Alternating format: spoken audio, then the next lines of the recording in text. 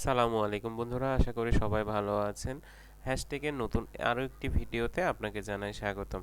তো আজকের ভিডিওতে আমি আপনাদেরকে দেখাতে যাচ্ছি যে আপনি কিভাবে আপনার উইন্ডোজ 10-এর যে উইন্ডোজ ডিফেন্ডার যেটা রয়েছে এটা আপনি কিভাবে অফ করবেন।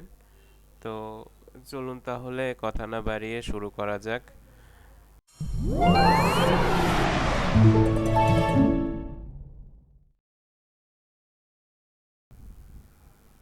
প্রথমে আমরা যাব এখানে থেকে উইন্ডোজ থেকে সেটিংয়ে চলে যাব। আমরা সেটিং থেকে এখানে আসব, আপডেট অ্যান্ড সিকিউরিটি যে অপশনটা রয়েছে আমরা এখানে চলে আসব। তো আপডেট অ্যান্ড সিকিউরিটি অপশনে চলে আসার পরে একটুক্ষণ আমরা এখানে অপেক্ষা করব। দেখুন এখানে এখান থেকে আমরা এখন উইন্ডোজ সিকিউরিটি যে অপশনটা রয়েছে আমরা এটার উপরে ক্লিক করব।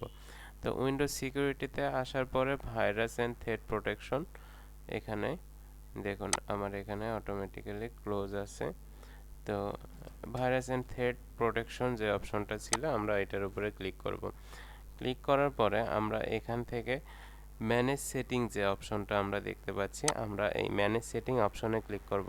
ক্লিক করার পরে আপনাদের এই রকম এটা অন থাকবে, এটা অন থাকবে। তো আপনারা জাস্ট এখানে ক্লিক করে অফ করে দিবেন। এখানে ক্লিক করবেন, ক্লিক করে এটাকে অফ করে দিবেন।